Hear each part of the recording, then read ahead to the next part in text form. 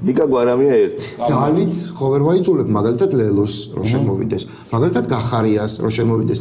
მიუხედავად იმისა, რომ მგონია რომ უმძიმესი შეცდომა იყო 25 და კიდევ უფრო უმძიმესი პარლამენტში დაბრუნება გახარიასი, მიუხედავად ამისა მე აბსოლუტურად ღიად ვამბობ და იმ ლოგოზეც ცარიელი კვადრატის ერთ-ერთი ინიციატორიც ვიყავი, რომ აქ უნდა მივიღოთ ეს ხალხი.